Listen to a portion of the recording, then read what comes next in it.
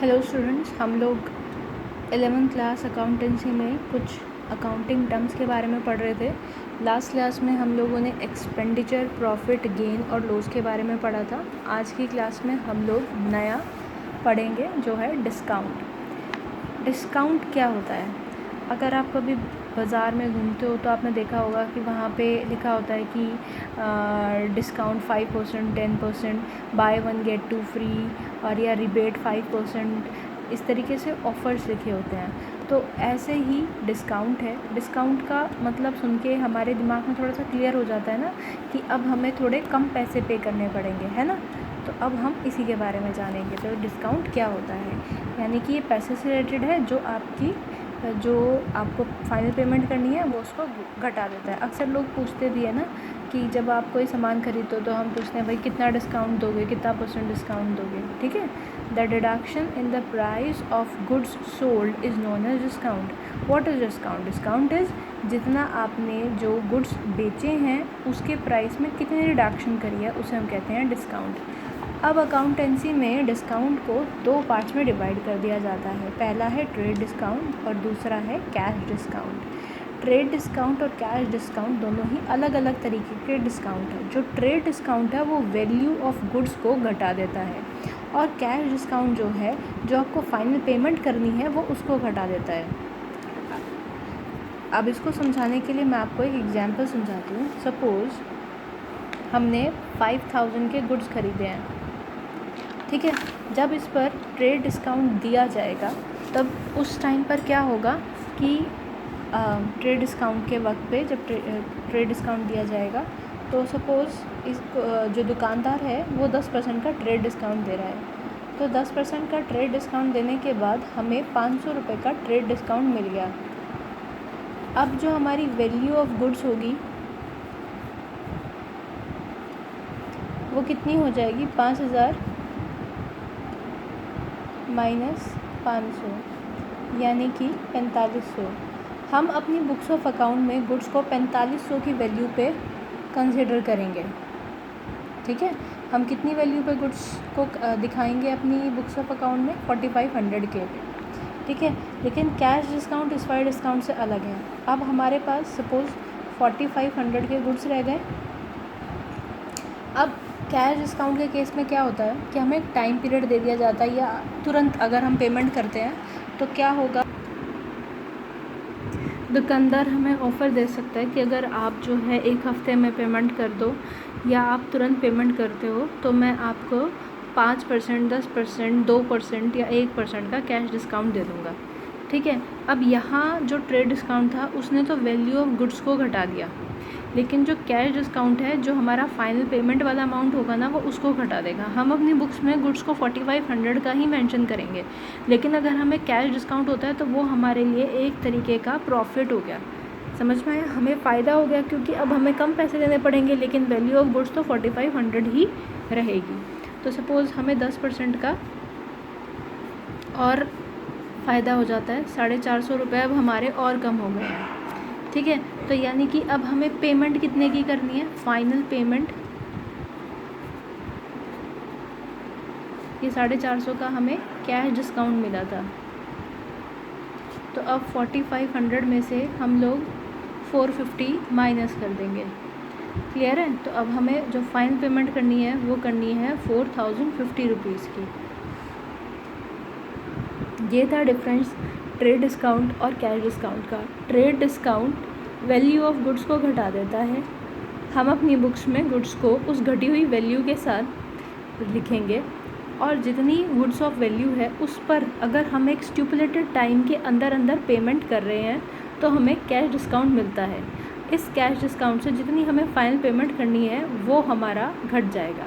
हम trade discount को अपनी बुक में शो नहीं करते हैं, लेकिन हम लोग कैश डिस्काउंट को अपनी बुक्स में शो करेंगे। ये अगर आपको कंसेप्ट समझ में भी नहीं आया तो घबराने की ज़रूरत नहीं है, क्योंकि जब हम लोग जर्नल एंट्रीज़ के क्वेश्चन करेंगे वहाँ पर ये आपको ये कंसेप्ट और अच्छी तरीके से समझ में आ जाएगा, ठीक है। तो जो ट्रेड डिस्काउंट होता है वो मैन्युफैक्चरर देता है होलसेलर को और होलसेलर देता है रिटेलर्स को।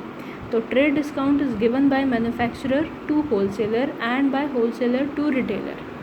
ठीक है। अब इस स्कीम में क्या है, इस ट्रेड डिस्काउंट की स्कीम में क्या है, offering deduction of agreed percentage of list price at the time of selling goods.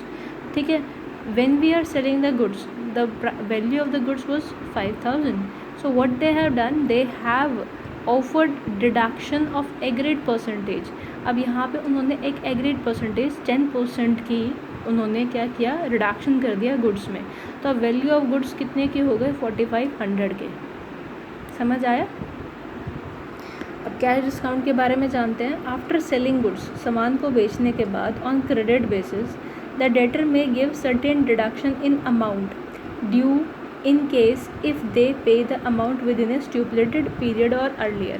अभी मैंने आपको यही समझाया था कि जब सामान आप बेच देते हो क्रेडिट पर, तो जो दुकानदार है वो क्या करता है, कुछ सर्टेन टाइम पीरियड के लिए आपको एक ऑफ़र दे सकता है कि अगर तुम मुझे 3 दिन के अंदर या 7 दिन के अंदर पेमेंट कर दोगे, या एक हफ्ते के अंदर, मतलब 1 महीने के अंदर आप पेमेंट कर दोगे, तो आपको इतना % मैं आपको डिस्काउंट दे दूँगा।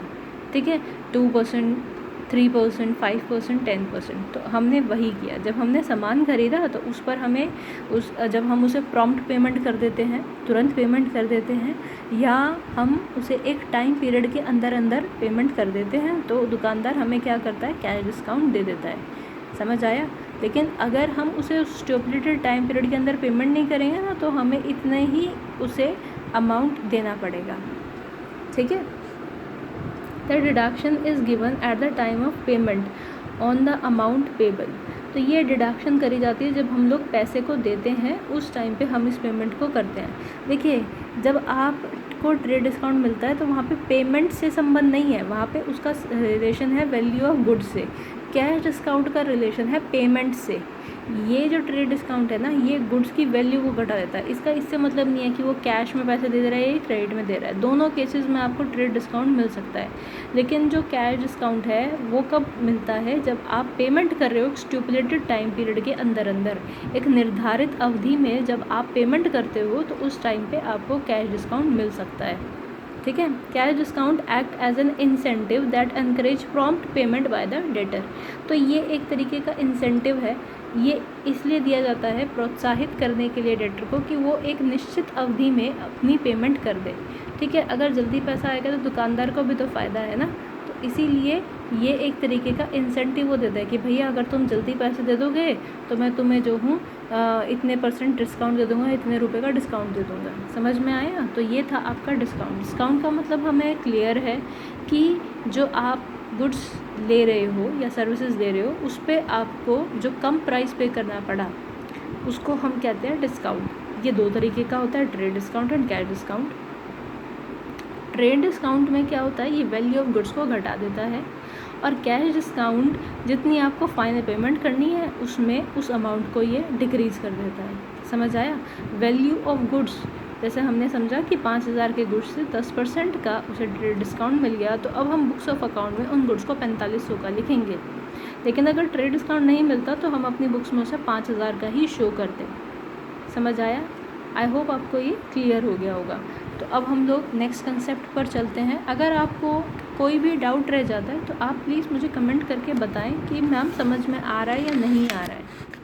ठीक है, आप जब तक मुझे कमेंट करके नहीं बताएंगे तो मुझे पता नहीं चलेगा ना कि आप लोगों को कितना समझ में आ रहा है नहीं आ रहा है। चलिए नेक्स्ट कंसेप्ट की बात करते हैं, वाउचर। वाउचर्स क्या होते हैं। Vouchers, the documentary evidence in support of a transaction is known as voucher. Voucher एक तरीके का डॉक्यूमेंट है, एक एविडेंस है कि आपने ये काम किया है, पर्टिकुलर पेमेंट करी है या नहीं करी है, उसका एक रिकॉर्ड होता है। देखो, आप अगर कभी आपके घर में बिल आता होगा तो जब आप उस इलेक्ट्रिसिटी बिल को पे करते हो तो वो एक रिसीट देते हैं कि भैया पेमेंट हो गई है। अगर आप किसी मॉल में जाते हो, रेस्टोरेंट में जाते हो, आप कोई भी सामान परचेज़ करते हो तो वो आपको एक रिसीट देते हैं ना कि आपने ये सामान ख़रीदा है, तो वो एक तरीके का प्रूफ है, उसे ही हम लोग वाउचर कहते हैं। ठीक है, समझ आया। तो ये वाउचर क्या होते हैं कि ये एक डॉक्यूमेंट्री एविडेंस है कि जो हमने एक ट्रांजैक्शन करी है उसका प्रूफ है। अगर आप पेट्रोल पंप पे जाके पेट्रोल भरवाओगे तो पेट्रोल पंप पे भी आपको एक रिसीट मिलती है कि भाई पेमेंट हो गई है। क्लियर हुआ। तो documentary evidence in support of a transaction is known as voucher. तो ये वाउचर कलेक्ट करने भी बहुत ज़रूरी है। बिजनेसमैन में देखो क्या होता है बेटा, जो हमें अपनी सभी ट्रांजैक्शन जो मॉनेटरी टर्म्स में यानी कि पैसे में जिसको हम लोग एक्सप्रेस कर सकते हैं उसे रिकॉर्ड करना कंपलसरी होता है अकाउंटेंसी में। और फिर उन बुक्स ऑफ अकाउंट का ऑडिट होता है। तो जब ऑडिट होता है ना तो एक एक वाउचर चेक होता है, यानी कि हमें सारे के सारे वाउचर्स को संभाल के रखना पड़ता है। ये प्रूफ है वाउचर, इन्हीं वाउचर से हम लोग अपनी बुक्स में एंट्री करते हैं। तो फर्स्ट स्टेप क्या है, वाउचर, और वाउचर से फिर एंट्री होगी, यानी कि इस एविडेंस से हम लोग क्या करेंगे, अपनी बुक्स ऑफ अकाउंट में ट्रांजैक्शन को उनके हिसाब से उसे रिकॉर्ड करेंगे। अच्छा, अब इन वाउचर्स को हम लोग इन नामों से भी जानते हैं, जान लेते हैं। If we buy goods for cash, अगर हम सामान खरीद रहे हैं नकदी के साथ, तुरंत पेमेंट कर रहे हैं, तो हमें मिलता है कैश मेमो। लेकिन अगर हम लोग क्रेडिट पे खरीद रहे हैं तो हमें मिलता है इनवॉइस। समझ आया, डिफरेंस है दोनों में। जब आप कैश में पेमेंट कर रहे हो तो आपको कैश मेमो मिलेगा, लेकिन जब आप क्रेडिट पे खरीद रहे हो तो आपको मिलेगा इनवॉइस। इन सभी को हम लोग वाउचर ही कहते हैं।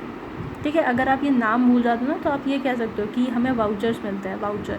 अब ये डेबिट वाउचर, क्रेडिट वाउचर बहुत सारे टाइप के होते हैं, इसका पूरा एक चैप्टर आएगा जिसमें हम इसे डिटेल में जानेंगे। ठीक है, when we make a payment we get a receipt. जब हम लोग पेमेंट करते हैं तो हमें उसकी क्या मिलती है, प्राप्ति मिलती है, रिसीट मिलती है। ठीक है, समझ में आया, ये है आपका वाउचर। नेक्स्ट कंसेप्ट पे चलते हैं, आगे है गुड्स। गुड्स क्या होते हैं, गुड्स मतलब सामान। अब it refers to the product in which the business unit is dealing. Goods मतलब सामान, यानी कि वो सामान जिसमें बिजनेस एंटरप्राइज डील कर रहा है।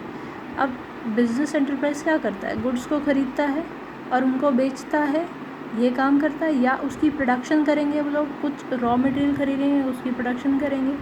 समझ आएगा, तो ये काम होता है बिजनेस एंटरप्राइजेज़ का, जो वो सामान खरीदते हैं उसे हम कहते हैं गुड्स। नेक्स्ट कंसेप्ट है ड्राइंग। अब ड्राइंग्स क्या होती है, ड्राइंग्स का मतलब होता है जब बिज़नेस का ऑनर बिज़नेस से पैसे या सामान निकाल लेता है तो उसे हम कहते हैं ड्राइंग्स।